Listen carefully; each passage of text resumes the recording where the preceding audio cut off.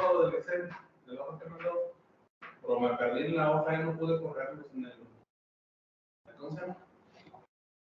En el software que me mandó del, ¿cómo se llama? En el militar. En el militar. Ajá. A ver si igual lo vamos a entre una y otra. Sí. Vamos rápido.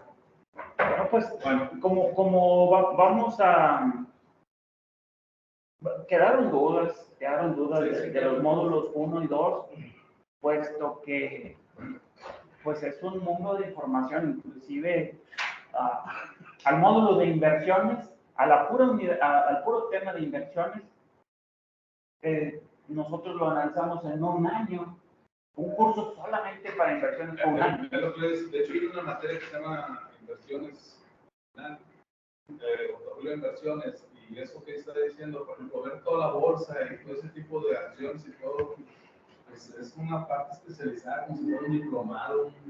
Sí, de hecho, sí, exacto. Entonces, ahorita como que es un enfoque, y es hasta ahí lo vamos a ver, a un enfoque, eso sí, todas las dudas que salgan hay que verlas, de que a ver qué es esto, conceptos, porque sí necesitamos un enfoque para tomar un norte en cuanto a que cada uno de nosotros vendríamos a ser parte de un grupo de consejo, ya sea de algún comercio, de alguna empresa, de algún lugar independiente. Entonces sí, pues necesitamos, ya dicen que si camina como pato, grazna como pato, pues entonces es una clase de pato. Y entonces, si van a ser patos, ya necesitan empezar a caminar como patos. ¿Sí? Tenemos que empezar a manejar, hablar el idioma.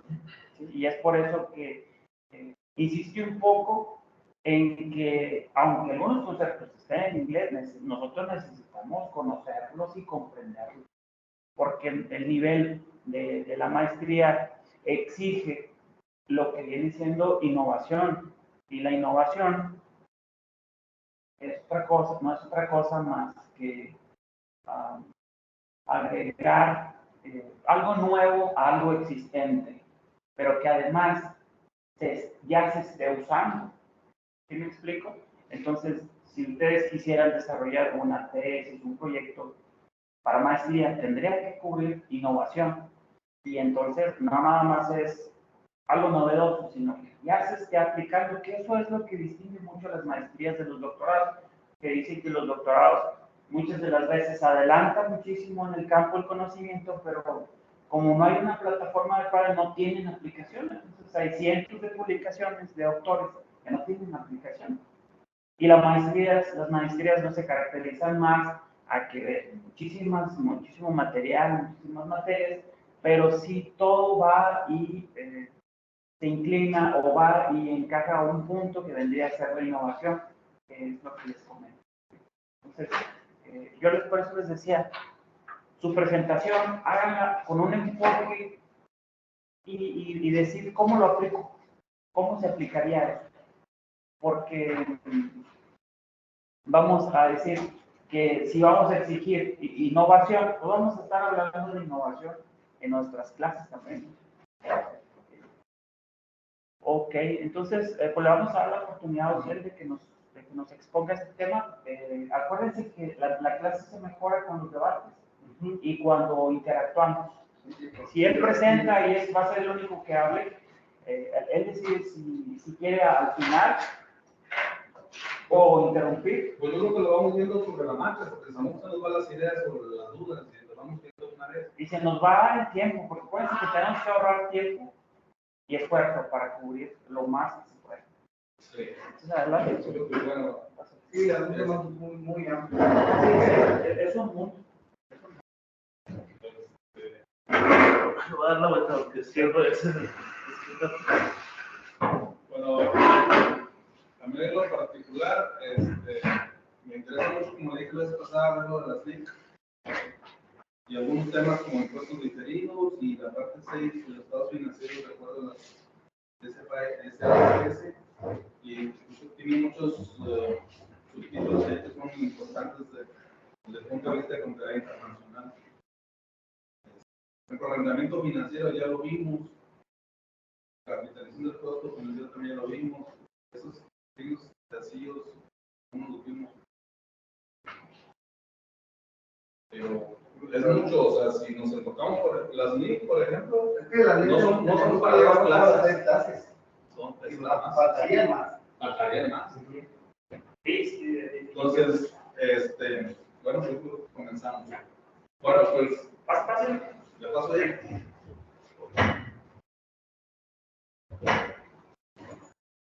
¿Quieres que te apoye con lo de seguimiento en la cesta? No, pues aquí le doy aquí. Sí, aquí vamos.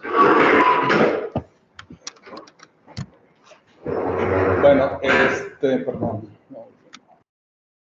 Bueno, vamos a ver finanzas internacionales, el tema NIC 2 y NIC 4. Doctor Juan Alejandro, pues, seguro servidor. Me tocaron las NIF 2 y NIF 4. La 2 habla de inventario y la NIF 4 de contratos de seguros. En esta agenda pues vamos a ir viendo en ese orden los conceptos y pues vamos viendo si tenemos dudas. Por ejemplo, nosotros que somos contadores y que ya vemos un poquito más de cerca esto, pues estamos más familiarizados. Cuando tenemos dudas o algo, nos vamos a consultar algunas cosas. No me traje el libro yo, pero el que traía la vez pasada, en la industria automotriz, cuando teníamos dudas, teníamos que checar las NIF, o sea, en inglés, desde el origen. Ya después las traducíamos, lo que teníamos que hacer, o juntos decidíamos la interpretación, porque también tiene que ver mucho la interpretación de estos conceptos. Entonces, si van teniendo dudas o algo, pues lo vamos viendo. Existencias o inventarios. El objetivo de esta, bueno, las normas en sí no se pueden hacer resumir tanto, o sea, todos los párrafos son tan estrechos y explicativos que ya no pueden ser resumidos tan concretos, porque están referidos a la mínima expresión que expliquen el objetivo y por qué las cosas. Entonces, yo traté de señalar con algunos, por ejemplo, con rojo, algunos con conceptos más importantes, y irlos viendo. El objetivo de esta norma es prescribir el tratamiento contable de las existencias. Esto quiere decir, estamos hablando de existencias, estamos hablando de todo el almacén que nosotros tenemos en una empresa, en una industria automotriz, en una farmacéutica, en lo que sea. Existencias de la materia prima original, es el producto terminado y es el producto en proceso. Esos tres conceptos es la existencia. Inclusive se considera existencia todo el material que viene en tránsito desde que sale del proveedor, como lo vimos en una clase de los 5 contactos, ¿se acuerdan? Desde que sale ya el proveedor, si nosotros tenemos LAB proveedor, desde ahí es existencia y se pone una cuenta que se llama en existencia, que es tránsito, mercancías en tránsito. Hasta que sale de la empresa. Porque sale de la empresa del proveedor hasta nosotros. Una vez que ya sale y que está despachado, si es del extranjero, ya es de nosotros. El alcance de las existencias de esta norma, en esta norma será de aplicación a todas las existencias, excepto a la obra en curso. La obra en curso no es precisamente una existencia, es algo físico pero intangible, porque solamente se registra en horas trabajadas, pero no es una existencia propiamente. Es una parte del costo. Y los instrumentos financieros, que también no se consideran existencias propiamente.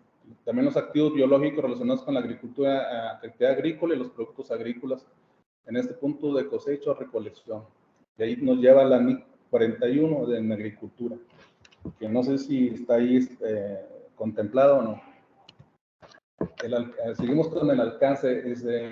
Esta norma también nos será de aplicación para la evaluación de las existencias mantenidas por productores de productos agrícolas y forestales, de productos agrícolas tras la cosecha o recolección, así como de minerales y productos minerales.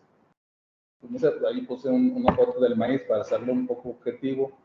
Pues son productos agrícolas también. En intermediarios que comercian con materias primas cotizadas, siempre que valoren su existencia del valor razonable menos los costos de venta. En este sentido se refiere a que yo compro productos, yo soy intermediario, compro productos a un productor, los compro y luego los vendo, no solamente le agrego el costo de que me cuesta a mí traerlos, comprarlos, almacenarlos o distribuirlos. Sí. Los siguientes no se usan para, la presentan como el significado que tenemos de existencia, son activos. Son activos, la norma dice que son activos, son poseídos para ser vendidos. En el curso normal de la explotación, la 502, en el proceso de producción de cara a esta venta. Así está, pero en el proceso de producción de cara a venta, supongo que se refiere directamente a la venta, no sé, a lo mejor es una expresión. Y lo otro es en forma de materiales o suministros para ser consumidos en el proceso de producción o en el suministro de servicios.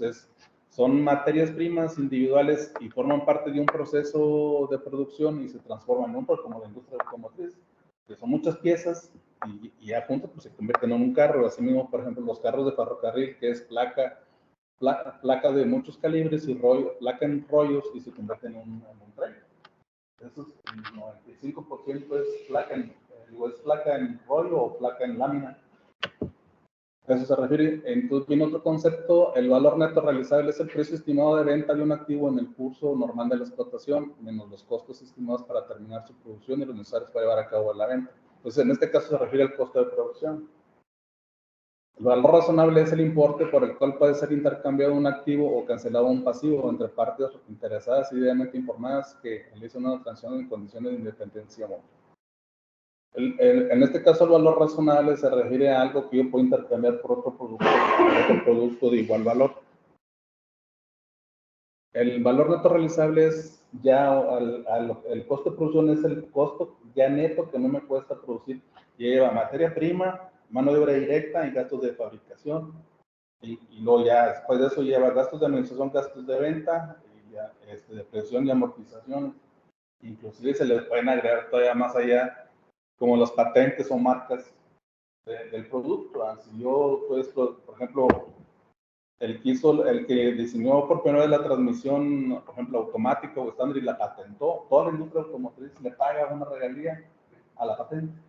Y eso también se agrega al costo.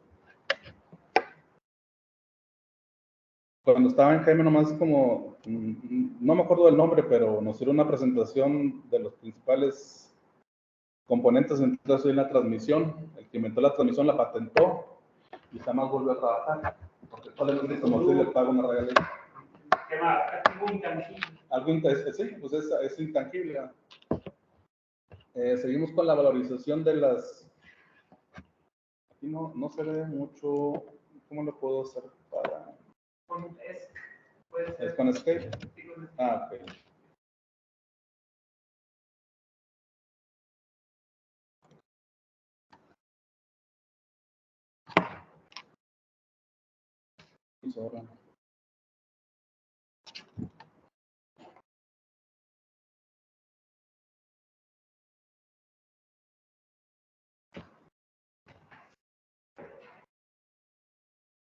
Bueno, ok, pues seguimos con la valorización de las mercancías.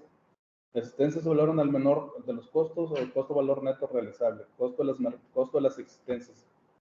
Ahí trae unos numeritos, el 10, el 11, que aquí no se ven, pero acá sí, son los párrafos de la NIC. Esos párrafos, por eso digo que no los podemos resumir tanto. Me voy a referir a las partes más relevantes. Por ejemplo, en el párrafo 9 de existencias se habla al menor de los costos, el costo o el valor neto realizable, el costo de las existencias. ¿Qué es el costo de las existencias? Comprenderá todos los costos derivados de la adquisición y transformación de las mismas, así como costos de adquisición. ¿Qué es el costo de adquisición? Comprenderá el precio de compra, los aranceles de importación y otros impuestos. El costo de las mercancías, pues, a todos los costos que deriven de la adquisición y transformación. Costos de adquisición es el precio de compra, aranceles de importación y otros impuestos. Costos de transformación se refiere a que los costos de transformación de las existencias comprenden aquellos costos directamente relacionados con las unidades producidas, tales como la mano de obra, los costos indirectos, fijos o variables, y los costos indirectos, fijos, sobre todo aquellos que permanecen relativamente constantes con independencia del volumen de producción. Ahí nos dividimos en los costos indirectos, costos fijos y costos variables. Los costos fijos nunca cambian. Por ejemplo, la renta, produzca una unidad o produzca 1000, la renta es un costo fijo porque no cambia.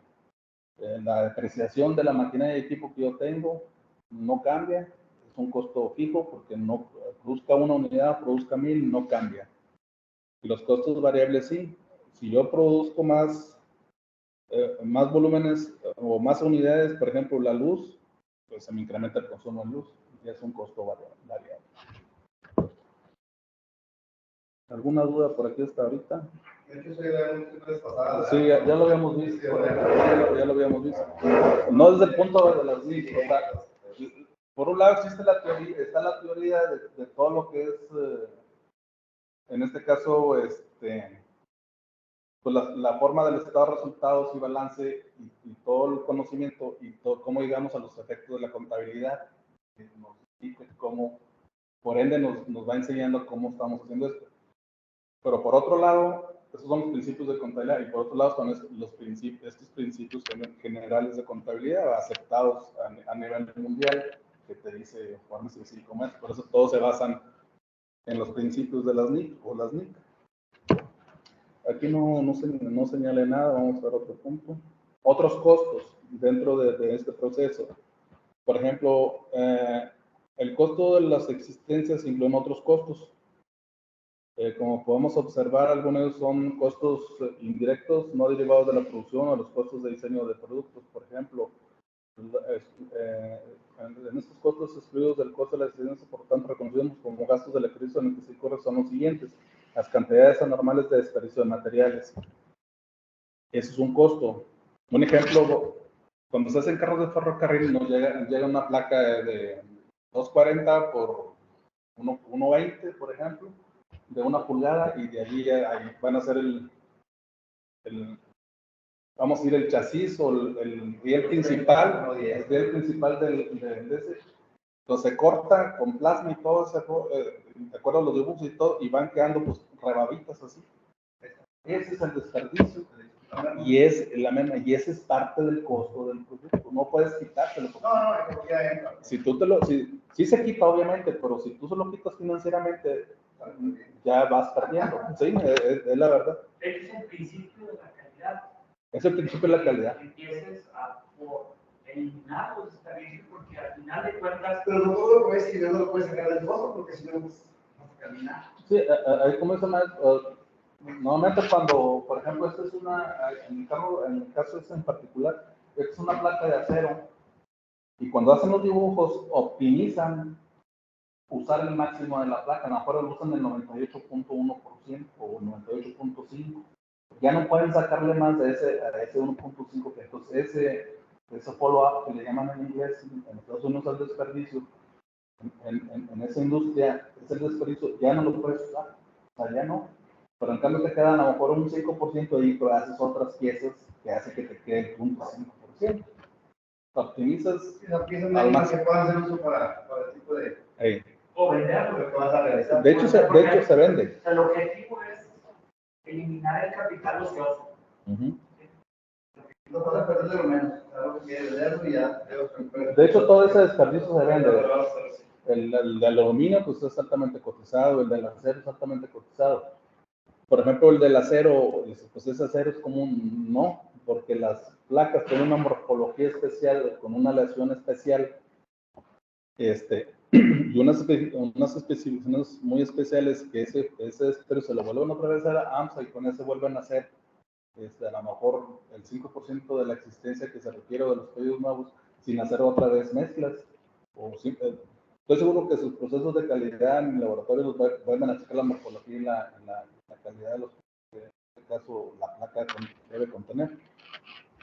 Bueno, otros costos de almacenamiento, al menos que estos costos sean necesarios para el proceso productivo previos a un proceso de elaboración ulterior.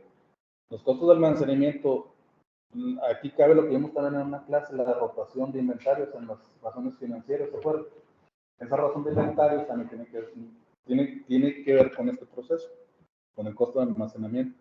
Las existencias almacenadas tienen que tener una rotación, no pueden estar ahí en forma permanente durante un año porque se tornan obsoletos e incurren en un costo de almacenamiento. Costos indirectos de administración que no hayan contribuido a dar a las existencias su coordinación y ubicaciones actuales.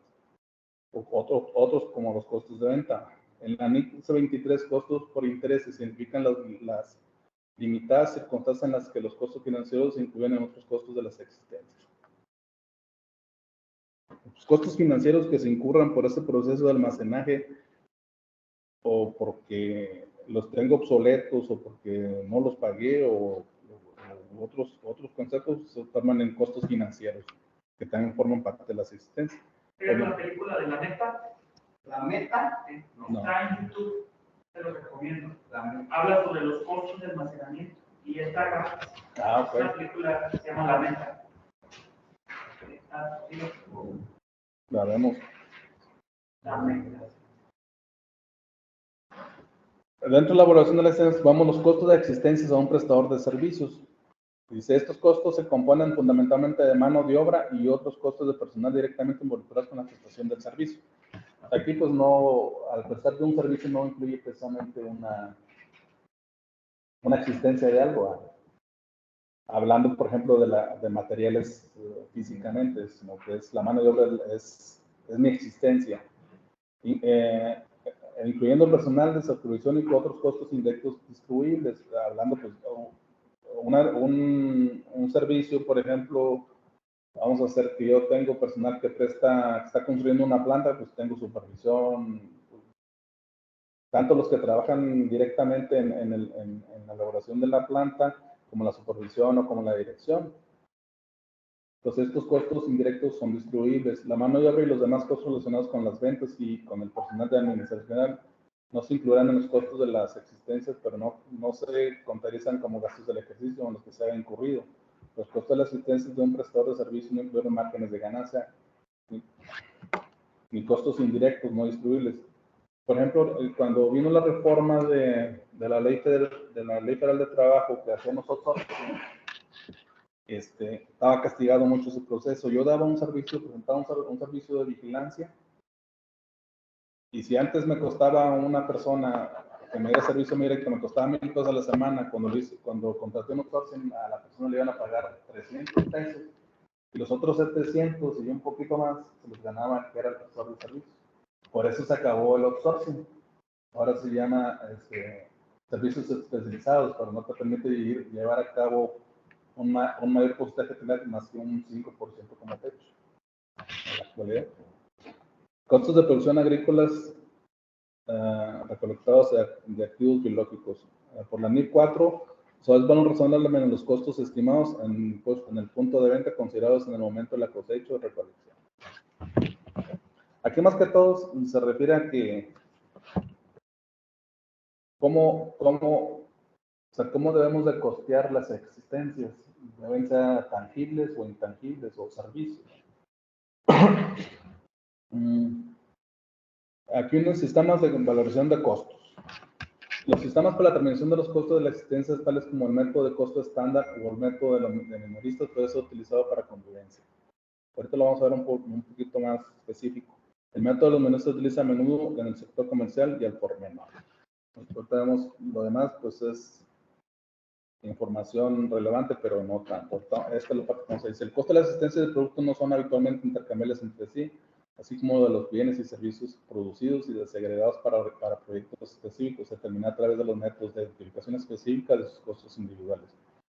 En el párrafo 25, que es si el costo de la asistencia es distinto de las tratadas en el párrafo 23, se asignará utilizando el método de primeras entradas y primeras salidas. Son los FIFOs, es First In, First Out, o costo promedio ponderado. En el SAT, el que más usan en primeras entradas, primeras salidas. La entidad utilizará las mismas fórmulas de costo para todas las existencias que tengan por una naturaleza y un uso similares dentro de la misma, para las existencias con una naturaleza o uso diferente. Puede ser justificado la utilización de fórmulas de costos también diferentes. O sea, aquí estamos hablando, por ejemplo, no sé, una llanta. Pues una llanta, yo tengo un costo de una llanta, pero si me la surte otro proveedor, y este es, no sé, Firestone, luego viene una Euskadi, pues son llantas. Y tengo, por ese diferente proveedor me lleva a usar el costo de primera entrada. Si yo tuve primero las de Uniroyal, pues uso las de Uniroyal, que es el primer costo que llegó. Después cambié y me llegaron las de Euskadi, pues ahora voy a usar el costo. A eso se refiere las primeras entradas y primeras salidas. Dice, la fórmula de FAB asume que los productos en existencia comprados o producidos antes vendidos en primer lugar y consecuente que los productos que queden en la existencia vienen a ser los productos o comprados más recientemente.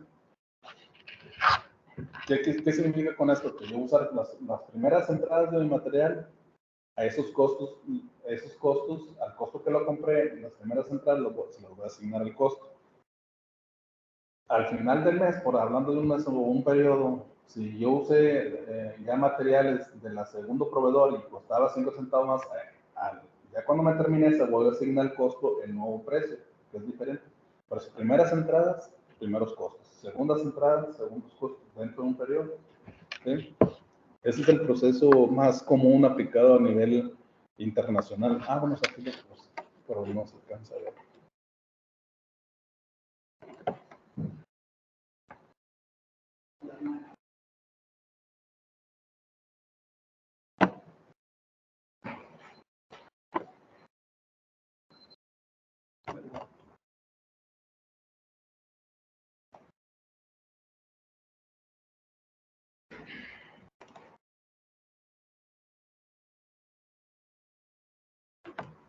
Aquí, por ejemplo, aquí dice producto 1, 2, 3. Fijo, primeras entradas, primeras salidas. Primero uso el primer producto, se me acabó el precio de este o ya se me acabaron las asistencias, uso el segundo producto. Y cuando es, en este LIFO, significa last in, first out.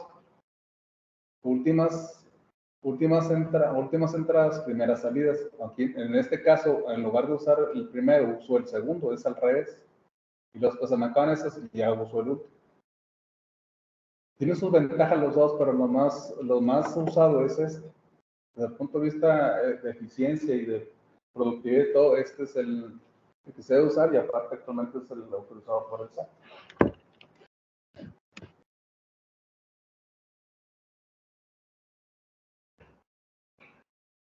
El valor neto realizable ya lo hemos visto, dice, el costo de la asistencia puede no ser recuperable en el caso de las mismas que estén lineadas, si se han devenido parcial o totalmente obsoletas. Es lo que decíamos ahorita. Ya cuando yo tengo el valor neto realizable es el precio final al que yo lo compré o el producto terminado al que yo terminé como costo de producción. Cuando se me tornan obsoletos, pues ya no los puedo vender eso mismo, ¿verdad? Normalmente, simplemente en los Oxxos ponen ofertas cuando ya el día del vencimiento es hoy, ¿verdad? Se ponen ofertas de, no sé, todo el pan al 2x1, pues porque el vencimiento es hoy, tan obsoletos técnicamente. Pasan un día y pues igual. Generalmente las rebajas del valor hasta alcanzar el valor neto realizable también se calculaba para cada partida de las asistencias. También es el mismo concepto. Cuando hay rebajas normalmente es porque algo tienen las asistencias o ya pasaron de moda o va a llegar nueva mercancía que esa ya no se vendió, etc. Eso ya lo vimos del valor neto realizable. El reconocimiento como un gasto. Reconocimiento como un gasto es que cuando las asistencias enajenadas, el importe en los libros de las mismas. Bueno, antes de continuar, cuando yo tengo mercancías en mi contabilidad o en mi planta, tengo una cuenta que es mercancías o raw material. Otra cuenta que se llama work in process, todo el material en proceso, en cierto porcentaje de la línea, se llama work in process y también tengo identificados en mi contabilidad. Y cuando ya saqué mi producto, por ejemplo, un carro que ya terminó, ya llegó a línea final y ya pasó, se llama producto terminado. Bueno, cuando las asistencias enajenadas, el importe en libros de las mismas se reconocerá como un gasto del ejercicio en el que se reconozcan los correspondientes ingresos ordinarios. Esto quiere decir que cuando yo voy a vender ya mis carros, lo aplico a ventas y le cargo el costo de ventas. En ese momento ya aquí se llaman costos, pero forma parte del gasto de su contexto general en el estado de resultados. Es el importe de cualquier rebaja de valor hasta alcanzar el valor neto realizable, así como todas las demás pérdidas de las asistencias, se reconocen en la ejercicio en que se ocurran la rebaja o la pérdida. Hablando ahorita del scrap, o por ejemplo, yo tengo mi producto terminado, pero no sé, se me granizó, pues ya es una pérdida, la mando como scrap el producto terminado total. La diferencia entre costo y gasto, o sea, el gasto, vamos a decir que no te genera un valor el gasto. El gasto pudiera representar como un desperdicio y el costo te genera valor. Sí. Sí, vamos a decir, el lenguaje más común, Sí. como una convención a utilizar. Tú gastas cuando no estás generando algún valor y tiene costo cuando eso te está generando un valor. Costo de ventas, costo de producción. Vamos a decir que es el lenguaje que Sí. es más común. Cuando se determina el costo de producción, cuando se determina el costo de producción es una parte dada entre las cuentas de la contabilidad dentro del costo. No precisamente está como costo de producción.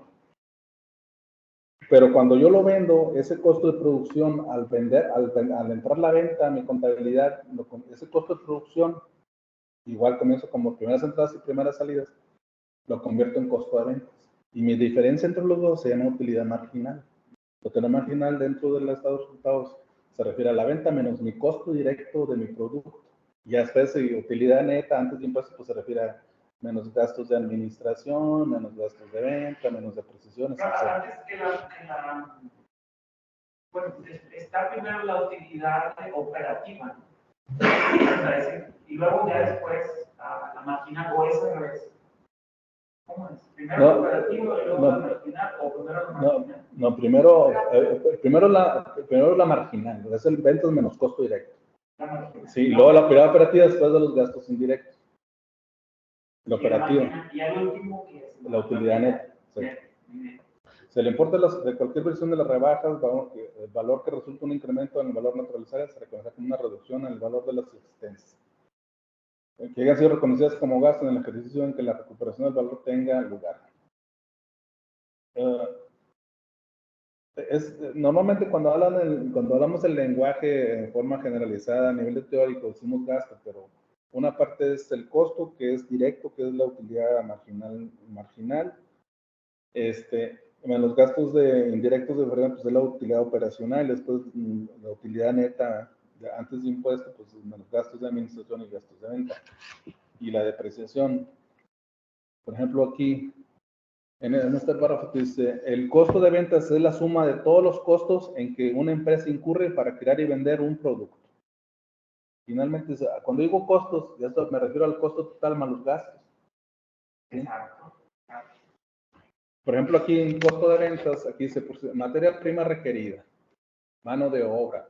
La mano de obra también se contabiliza, que no lo vimos dentro de el valor de la asistencia, pero es una mano de obra. La mano de obra también tiene un valor intangible, en gastos indirectos de fabricación, es un costo de producción, inventario inicial, producto terminado, costo de producción disponible, inventario final de producto terminado y costo de ventas. Esta es una metodología que se usa en los libros en la teoría, y esto puede estar contablemente, sin embargo, el costo de producción, que es vemos todo esto en forma conceptual en la realidad en las empresas, que ya no lo usamos tanto manual, lo usamos pues ya a través de sistemas, ¿verdad? Pero para validar un resultado al final de mes tienes que validar toda la información, nomás, es que el sistema lo dio, no puedes decir eso.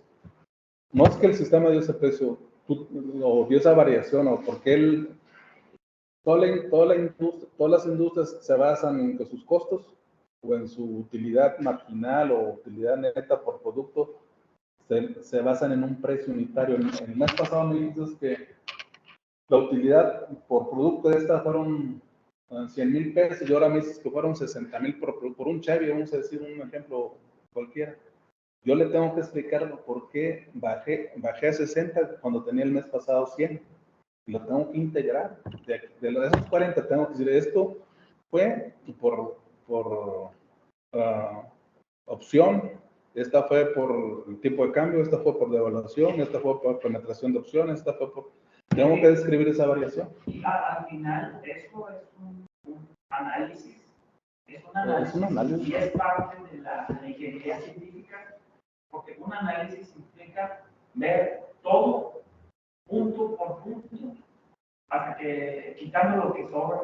Y al final ahí es cuando dices, un contador está porque siempre, o es popular, que dice, bueno, las personas que hablan sobre educación, dicen, el trabajo del contador es muy cuadrado, pero al final, cuando hace costos un contador, está haciendo ingeniería científica al hacer análisis, ya sea análisis de proporcionalidad, que es el segundo método de investigación científico de rigor, o ya sea principalmente es eso, el análisis de proporcionalidad, que es quitar todo lo que sobra, verlo punto por punto. Y como dice, explicarlas, a ver, ¿por qué se modificó el costo unitario? Porque eso es lo que... Eso es como que los indicadores... Esos son los que te dan mayor indicador, los costos unitarios. Por ejemplo, en una ocasión, los costos pues, variaban, los resultados de inventarios también, y comenzamos a investigar. Encontré que se estaban volando las bujías y los botadores en las cargas por un túnel de desagüe de los sistemas de maquinados. ¿Hasta dónde llegas? Con un reporte aquí en la computadora y viendo que está el director y le estás explicando y te está regañándose por donde se le da la gana porque tienes una disminución en la utilidad por unidad de producto. Y comienzas a investigar para atrás y llegas hasta donde llegas, por una variación en número y que ves aquí en la pantalla. Y es lo que hace la ciencia, explicar y predecir problemas. Oye, ¿por qué no está bajando ¿Por qué está subiendo el costo unitario de mi vehículo? Imagínate llegar hasta el punto donde pues están desapareciendo los bujías. Sí, hay muchas cosas que se sacan con esos análisis. Bueno, seguimos. Información a revelar. En los estados financieros se revelará la siguiente información. Las políticas contables adaptadas por la valoración de la asistencia, excluyendo la fórmula de valoración de los costos que se haya utilizado. El importe total en libros de las existencias, como lo vimos ahorita. Y los importes parciales según la clasificación que resulte apropiada para la entidad. Lo principal y lo más, un poco más abajo, es decir, a nivel cuenta y subcuenta, como lo vimos ahorita. Por ejemplo, estas son materias primas, pues, por ejemplo, costo de venta, estas son subcuentas. Tenemos algo también de existencias. El importe en libro de las asistencias que se contabilizan por su rebasor no salen menos los costos de venta. El importe de las asistencias reconocidos como gasto durante el ejercicio. El importe de las rebajas de los valores de las asistencias que se hayan reconocido. Las rebajas o descuentos sobre productos también se contabilizan y aparecen en la contabilidad. Eso es lo que nos dice la NIVA, que tienes que considerar eso cuando hagas tu contabilidad. El importe de las reversiones en las rebajas de valores anteriores que haya reconocido como una reducción en la cuantía del gasto por existencia en el ejercicio, de acuerdo al párrafo 34. Las circunstancias o eventos que hayan producido la reversión de las rebajas del valor, de acuerdo con el párrafo 34. El importe en los libros de existencias ignoradas en garantías del cumplimiento de deudas. Entonces, aquí te enumeran las cosas que tienes que tomar en cuenta para tener o plasmar en los libros, en la contabilidad, en cuanto a las existencias. Siguiendo con el punto de información a valorar, por ejemplo, que dice, la información acerca del importe en los libros de las diferentes clases de existencias con la variación de dichos importes en el ejercicio resultará de la utilidad a los usuarios de los estados financieros. Una clasificación común de existencia en las que distingue entre mercancías de suministros para la producción, materias primas, productos en curso y productos terminados. Lo que es ahorita, productos en curso son los productos en tránsito. Las existencias de un prestador de servicios pueden ser directamente descritas simplemente como productos en curso. Aquí, y luego vamos, bueno, aquí por ejemplo, fecha de vigencia, en esta norma entró el 1 de enero del 2005. Por ejemplo, en balance de comprobación podemos inventarios, materias primas, productos en proceso, productos terminados y material en consignación outside, o sea, fuera de planta, total a su cuenta, y inventarios un importe. Así es como normalmente se presentan en una balanza. Estamos hablando nada más de inventarios como cuenta mayor y otros procesos, ¿verdad? Aquí también, por ejemplo, bueno, ahorita no es el tema, pero por ejemplo, va a haber otra cuenta de mayor que sea mano de obra y también van a estar en estos procesos. Se le asigna la mano de obra de acuerdo también a esto. Bueno, es la norma Internacional de Información Financiera número 4, NIF 4. Estos contratos de seguro, esta no venía en lo que nos mandó, sin embargo estuve investigando y se refiere a los contratos de seguro. Esta viene un poquito muy así, muy light. El objetivo de la NIF consiste en especificar la información financiera que ofrece sobre los contratos de seguro. La entidad emisora de dichos contratos, que en esta NIF se denomina aseguradora, hasta que el Consejo complete la segunda fase de este proyecto según contratos de seguro. En particular, esta NIF requiere realizar un conjunto de mejoras limitadas en la contratación de los contratos de seguros por parte de las aseguradoras y otros instrumentos financieros que emitan como un componente de participación discrecional. Es el párrafo 35 de la NIF 7. Como veamos, la NIF va a venir algo relacionado. El alcance de esta NIF es que la entidad aplicará esta NIF a los contratos de seguro, incluyendo también los contratos de reaseguro que acepte y que emitan, y los contratos de reaseguro que sea, tanto los que emite como los que sea, y los instrumentos financieros que emita como un componente de participación discrecional. Y en el párrafo 13, esta NIF no aborda otros aspectos de la contabilización de las entidades seguras, como la contabilización de los activos financieros que sean propiedad de las entidades aseguradas y pasivos financieros emitidos por aseguradoras. Se refiere nada más a lo que es contratos de primas de seguro o financieros que emita o ceda. Y alcance, la entidad no aplicará esta NIF a las garantías de productos emitidas directamente por el fabricante, el mayorista o el minorista, los activos y los pasivos de los empleadores, los derechos contractuales de las obligaciones contractuales del tipo contingente, los contratos de garantías financieras. No aplican para ellos eso. Dice, la presentación a revelar, la presentación de información a revelar es las políticas contables relacionadas con los contratos de seguro y los activos pasivos, gastos, ingresos que tengan relación con pérdidas y ganancias por reaseguro, cedido, reconocidas en el ejercicio del resultado. Si el cedente difiere y amortiza las pérdidas y ganancias procedentes del reasegurado cedido, el procedimiento para determinar las hipótesis del efecto determinado de mayor importancia de la valoración de los importes reconocidos. Fecha de la vigencia, el 1 de enero. Aquí encontré un ejemplo, dice una compañía contrata un seguro de vida, un cobro de 10,000 dentro de 5 años, por el valor presente si este fallece antes. Los usuarios podrán acceder a una adicional de 10, según los 10,000 pesos que puede conceder en este producto.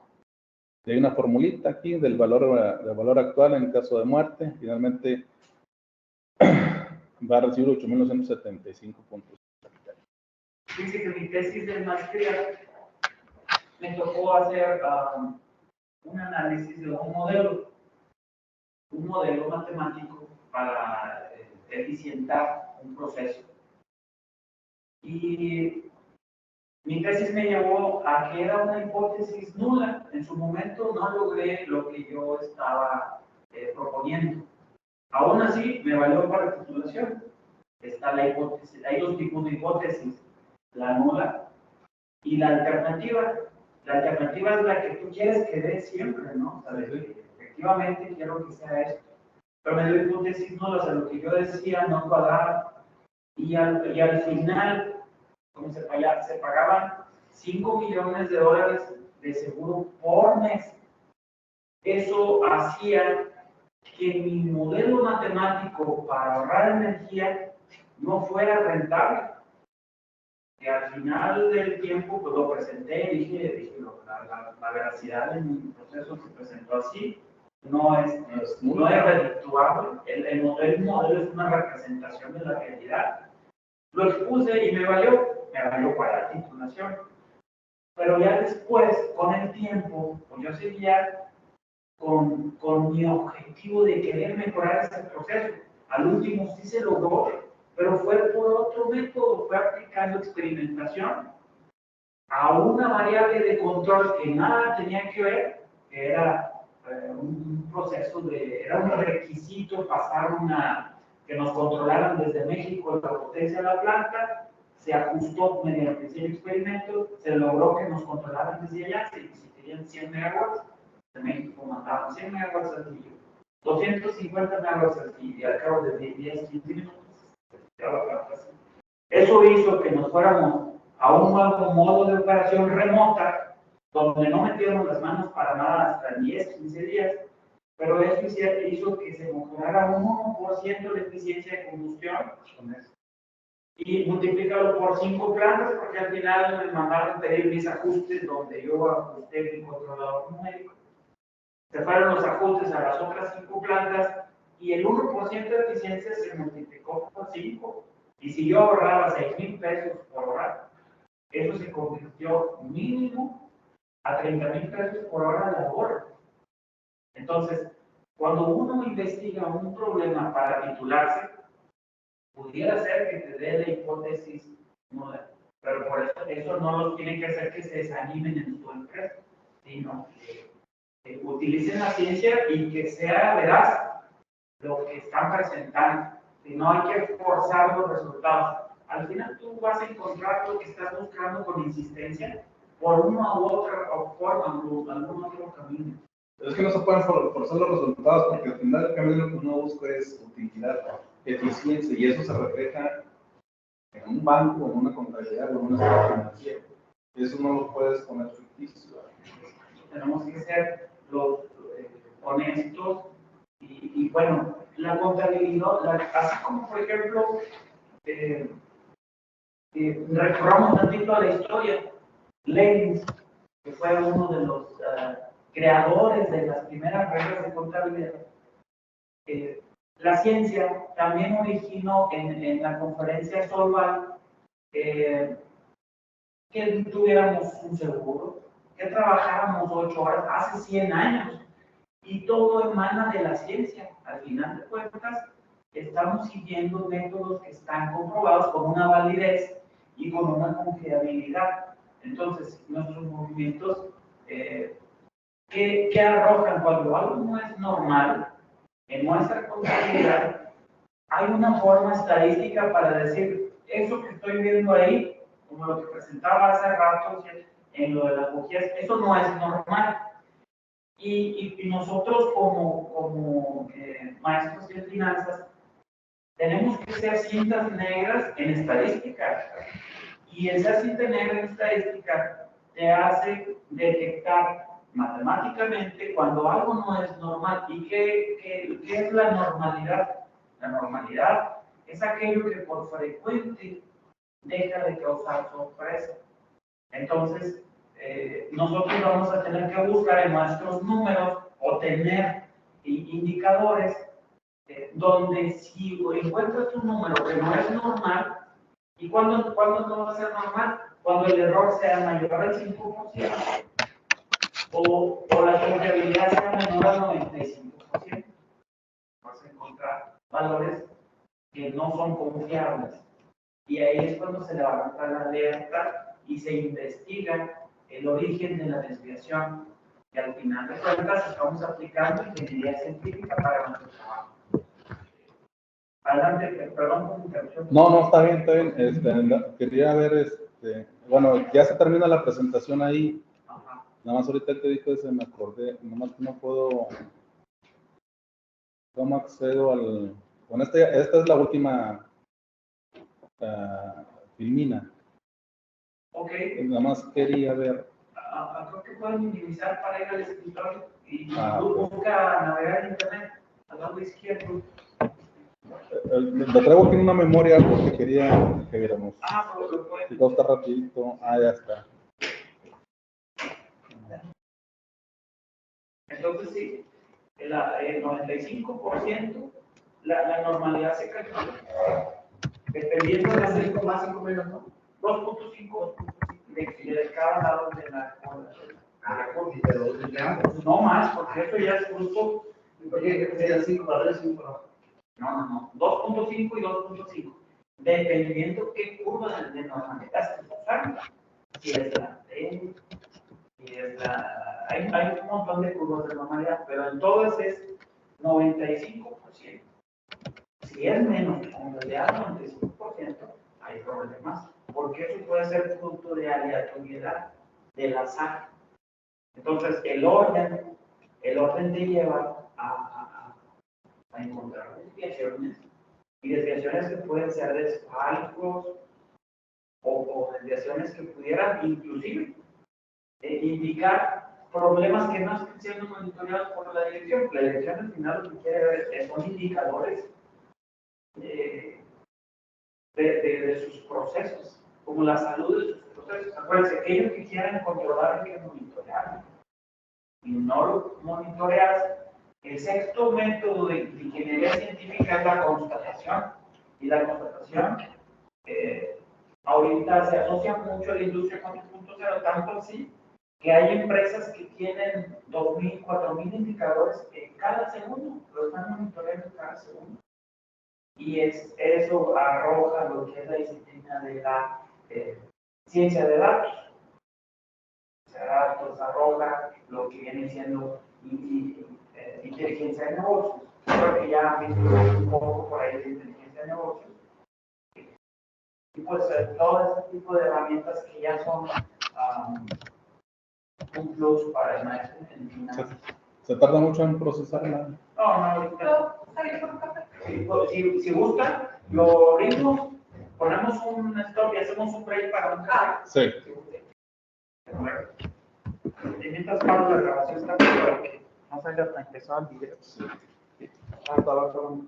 Estamos grabando. Aquí. Para los que no vinieron.